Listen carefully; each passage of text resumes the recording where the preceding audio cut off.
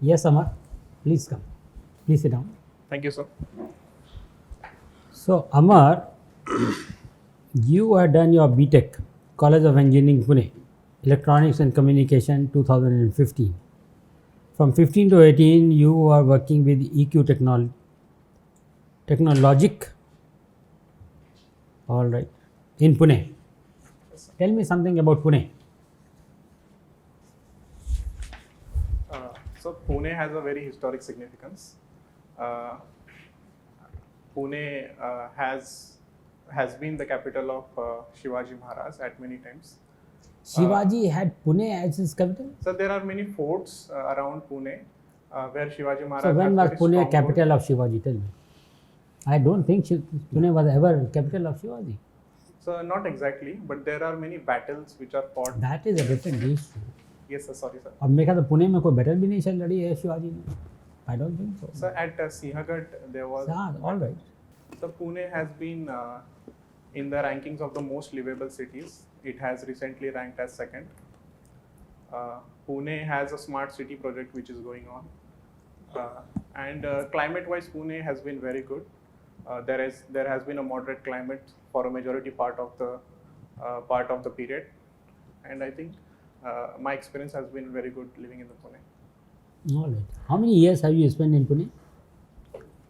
So around 9 years I have spent. 9 years. Yes, sir. So, what do you do in your spare time? So as Pune has been the sporting hub, there has been Balewadi complex. So I watch matches there, especially football matches, the ISL Indian Super League matches I watch there. Also, I like to eat food. There are many good restaurants in Pune. Tell me something about the river which is flowing through Pune. Sorry, sir. The river which is flowing through Pune. Yes, a Mura Mutha river which is flowing through Pune. So, what is special about it? Anything special? Sir, I am not exactly All aware right. about it. Tell me one more thing about in Pune there is a place where Gandhiji was imprisoned. Yes, sir. You didn't mention that. Yes, sir. Aga Khan Palace was Ah, the place where Gandhi was imprisoned. Right. So, any important event that took place when Mahatma Gandhiji was imprisoned over there? Sir, to my recollection, unfortunately, Ms. Kasturba Gandhi was died in Aga Khan Palace, and also one secretary of Mahatma Gandhi, which was very dear to him, also died there. in Mahadev Aga Khan Desai. Palace. Yes, sir. Mahadev Desai. Mahadev Desai. Yes, sir. All right. Okay. Why Pune is a hub of IT today? So the most important factor is there is very high skilling population in Pune. There are many higher education institutions which constantly generate high skilled population. That is one factor. Secondly, I also think there is a proximity of Pune, which also adds up to the IT hub being centered around Mumbai, which is also an industrial zone. And Pune also has a good climate, sir, to have industries. There is no extreme events as such. All right. Can you compare IT industry in India versus IT industry in US? So the major comparison I think is IT industries from US are very diversified. As compared to their markets are diversified, and the domain of industry is also diversified. But as if you see the IT industries of India, it has somewhere lacked in diversifying its domain. Its When you say market. diversify, what does that mean? So market of Indian IT industry is very much focused on the US and West. I think it can have some market. Don't you think we are basically a low end of technology provider? So to some extent, we can say that. But I think Indian software industry, as compared to US, is if not as comparable to US, but I think it's very good placed. To some Tell me what new technology has been developed by Indian company. All new technologies have come from US, or the companies of US may be based in Delhi, or maybe based in Pune or Bangalore or Hyderabad or whatever. But Yes. all of them are basically the US or the European companies, not the Indian companies. Tell me what new programming or what new thing in IT has been done by TCS or Wipro or Infosys or Tech Mahindra or HCL. So that is true. We lacked somewhere in the technology. We are basically doing body shopping, don't you think so? So to some extent that can be said, but there are many startup in IT industries which are That has going just ahead. started. We do not know what will happen. Startups are not too much into the technology part. Right. They are basically on the application of technology part to harness the technology and make something good for the benefit of the society. And then it's a game of valuation. Right, sir. But the recent National Software Products Policy also focuses on the technology development Yes, part. that is different, but till date we have not been able to do that.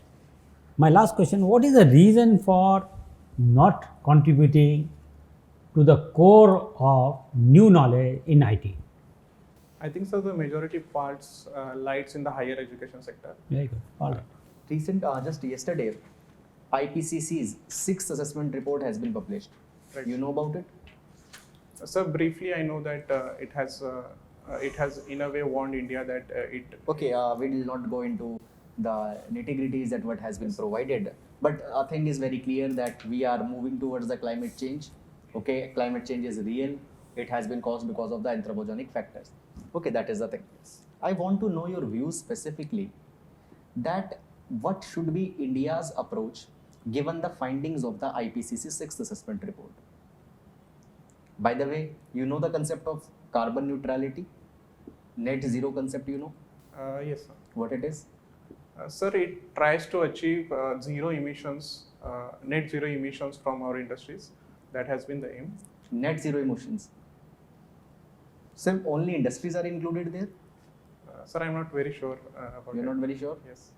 Okay, so carbon neutrality means that whatever the emissions are, okay, basically the net emissions need to be zero from the entire nation. Right, Whatever sir. you are emitting, the equivalent amount is also to be sequestered. Right, sir. So net zero is to be achieved. Yes. Thank you, sir. Do you know that India has taken any deadline with respect to the net zero, yes or no? Sir, a broader view of Paris commitment has been set, and internationally, nationally determined contributions are But committed any by deadline? India. Has India taken any deadline? Sir, a deadline of Paris agreements is 2030. No, deadline for net zero. That is different. Sir, I'm not aware about it. Okay, you're not sure on to that. Yes.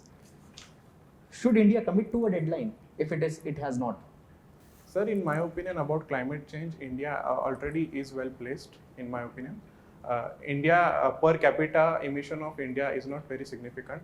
And the Paris commitment by India are well placed. And I think India is going right into that direction. And I don't think there is any specific deadline that India has to set apart from what Paris commitment has done. But you talk about the per capita emission, but we are the third largest emitters. One thing. Yes. Secondly, you talk about the INDCs. 110 countries had updated their INDC after 2015. India has not updated it. Still, you believe that no such kind of obligation should be taken? Sir, in my opinion, being a developing country, I think we have to balance between development and environmental commitments. And I think Paris commitments, we are on the right path. And I don't But think. just yesterday, the IPCC has slammed all the countries. They have said that no, we are not on to the right path. The scientific evidence doesn't say we are on to the right path. It has been said that guaranteed 1.5 degree rise will be there before 2040. And by the end of the century, 4 degrees Celsius rise will be there. India will be impacted the most.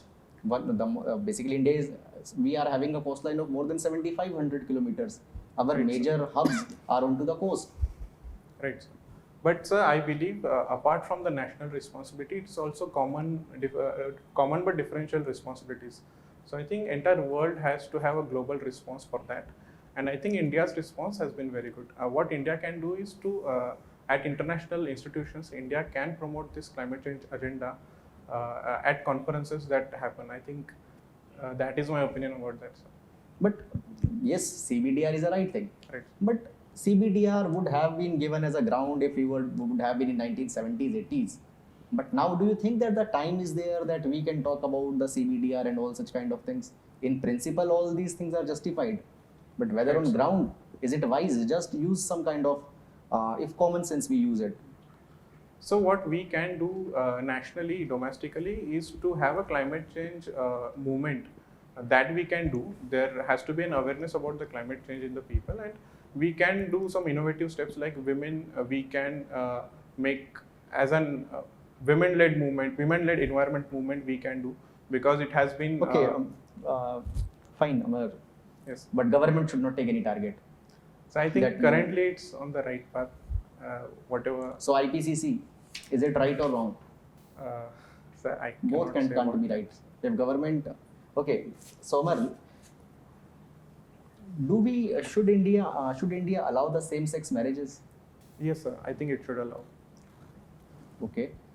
I think liberty of a people and right to choice is a fundamental right, and being a democracy, being a vibrant democracy, we should support the liberty of the people. What is the stand of government? Sir, I'm not recalling the stand at the moment, but right to choose partner has been taken as a fundamental right by the Supreme Court. But that is there into the heterogeneous marriage. Homosexuality, though it has been decriminalized, but the acceptance, is it there on the part of government? Sir, I'm not sure about the exact stand, but having read the news, I think government is in favor of it. Is not in favor? Is in favor of Is it. in favor? Yes, but I'm not sure of the exact No, stand. in fact, government is not in favor. India got the chairperson, became the chairperson of UN Security Council. How significantly that India can use this moment? Sir, it has been the larger aim of our foreign policy to have a United Nations Security Council's permanent seat. So I think this opportunity India can use to promote multilateralism, to address the global issues, which India thinks important, like it has already said maritime security, counterterrorism and peacekeeping, it has chosen in its agenda. So I think India can promote these global issues at the multilateral front. I think this is very significant step that India can take. Suppose in the UN reform, India got the permanent status in the Security Council. What changes that you observe, that what changes India would have in the global platform? Sir, India has been constantly striving to address the global concerns like gender justice. India is the largest country. India has been the first country to contribute to women force in the United Nations peacekeeping forces. So I think gender justice is one aspect that India can do at international level. Second, I think counterterrorism. India has been constantly vocal about a convention on the counterterrorism. India can achieve that. And I think overall, in my opinion, Indian foreign policy has been a value-based foreign policy. So I think India can bring that to the international forums like United Nations. Okay, suppose you peacekeeping force in Congo or Sudan.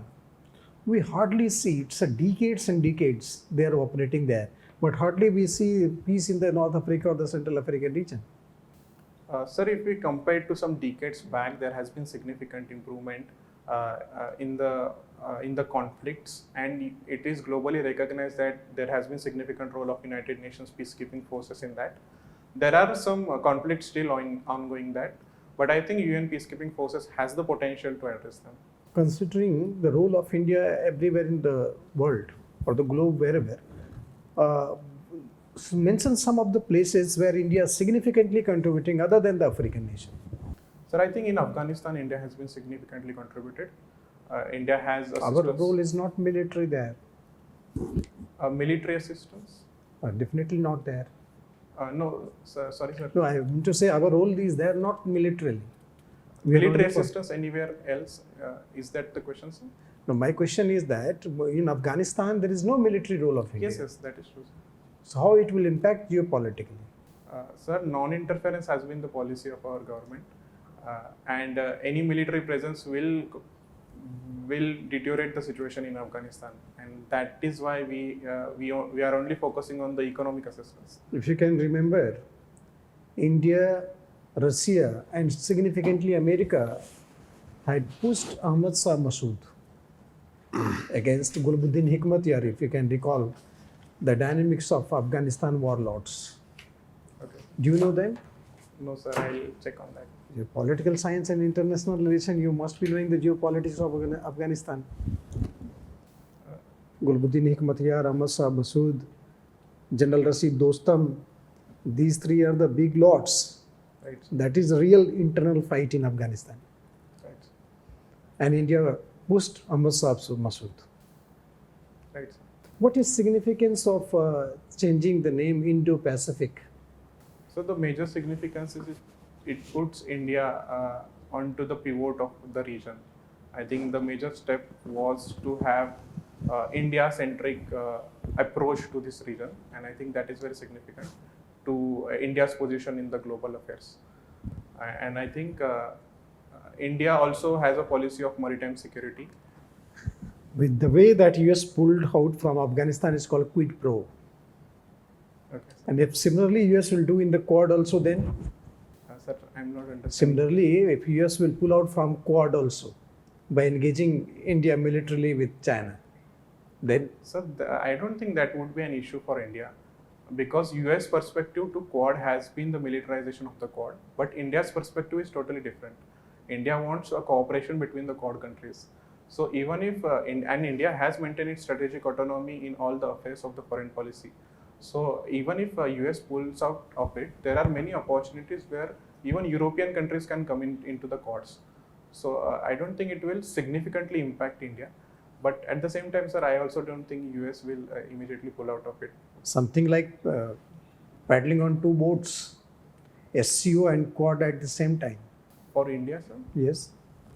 Sir, I think India has always maintained issue-based alliances, issue-based partnerships. So the aim of Shanghai-based cooperation is regional security in the Central Asia and overall Asian security.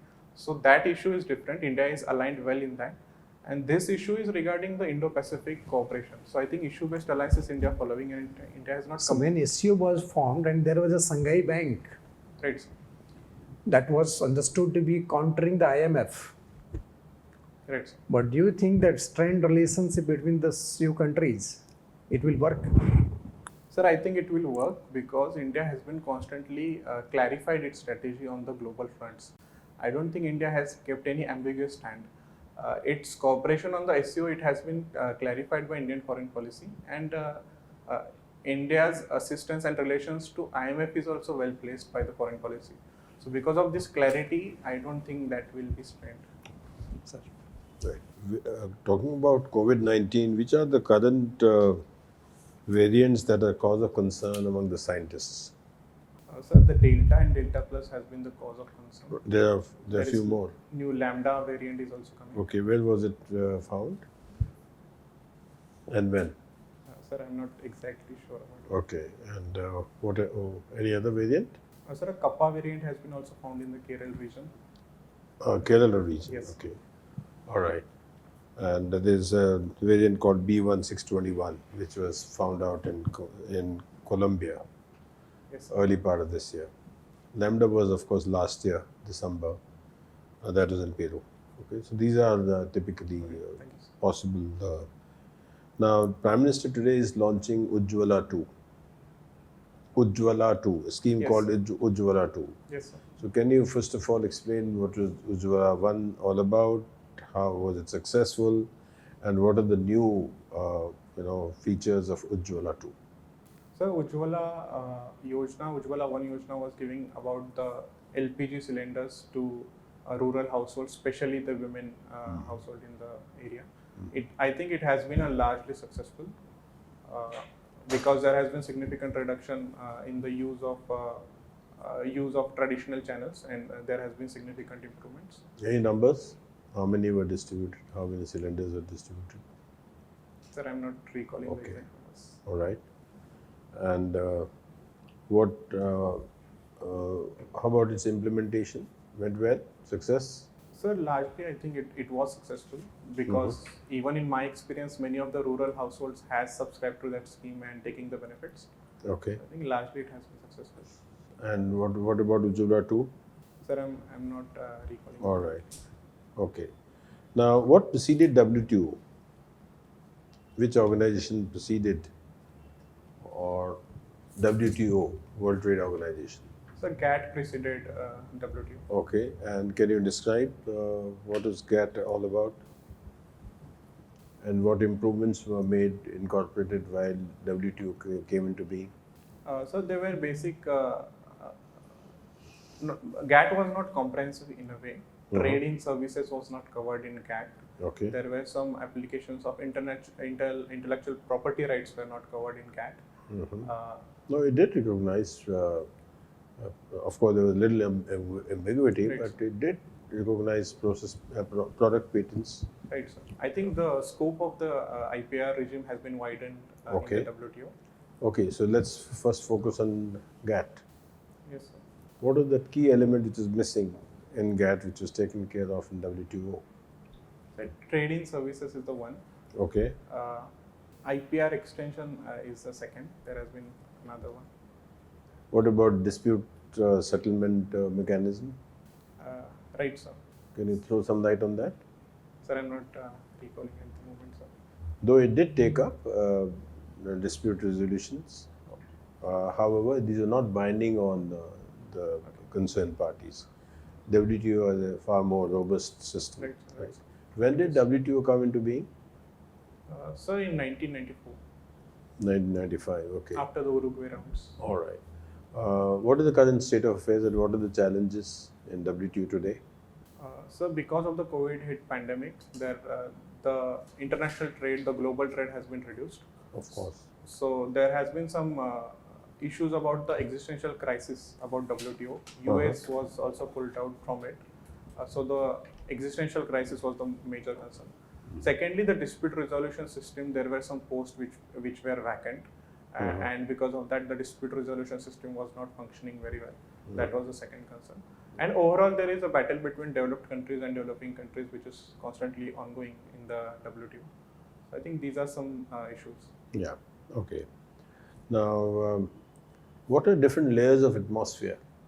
So stratosphere, toposphere, mesosphere, exosphere, these are some layers of. Can you be a little more structured in terms of distance from Earth's surface? Which is the first one, first layer? So troposphere is the first layer. Okay. It runs out to 5 to 8 kilometers. Okay. Then there is a stratosphere. In the troposphere, the atmospheric things happen, cloud. Then there is a stratosphere. Then above that there is a mesosphere for a long amount of 50 to 80 kilometers. Okay. And then I think that's exosphere. Okay, you're getting the distances a little way off than what they are. And the last one is thermosphere, of course. Right. Right. So there are four. What makes northern lights? Sorry, sir. Northern lights. Sir, I'm not recalling at the moment. Okay, doesn't matter. What are El Nino and La Nina? And what causes them? Sir, it's a horizontal air circulation movement between El Nino and La Nina. It has been taken in place in the Pacific region, where there is, if the Peru current has some temperature variations, it has been reflected horizontally on that latitude. If there is an El Nino, it has been impacted on the Indian Ocean. We see a drought-like situations in El Nino. And La Nina, the temperature variations caused a severe flood-like situation in India. So I think it's about the vertical distribution, horizontal distribution of air circulation caused because of the variation in the temperature of Peru current. It's all about wind speed and direction, right? Right. Yes. Which is in the tropical Eastern Pacific, Yes. right? And it has certainly, as you said, implications for weather, Indian climatic conditions in Indian Ocean, right? And in La Nina, the temperature dropped. The temperatures dropped. That's what it is. So I think you need to really get it. What is describe ozone layer and its importance on life on Earth? Sir, ozone layer blocks the harmful UV rays that can impact human life. So that is the importance of it, and any degradation in that layer will cause severe health impacts on What is the cause? What causes depletion? So the cause has been the gases that has been used severely in the industries, which are causing severe chemical reaction in the O3. These gases can be the fluoride gases are the main gases, CFCs, and which has been banned by the Montreal Protocol, which largely has been successful. What are greenhouse gases, or what is greenhouse effect? So greenhouse effect is non-escaping of the gases from the atmosphere. These gases stays within the atmosphere, which will cause an increase in the temperatures. Such gases like CO2, then there are also fluoride gases which are common between ozone layer and greenhouse gases. So these gases cause an increase in the temperature. Okay. These are the greenhouse gases. So what makes Amar unique? The name Amar unique, or Amar is a person. sir, I think I have the patience, persistence and structure to solve Persistence in the last part. the structure. What do you mean by structure? Sir, I mean, I do think structurally. So I All think right. Okay. to solve a larger problem on a larger platform for a longer amount of time. Can you give some example? Larger platform and large problem which you solved. And what made that Amar unique? Sir, for me, the larger problem was, like I mentioned in the DAP also, I worked in a technical festival called Mindspark. So conducting that festival was a larger part at that point of time.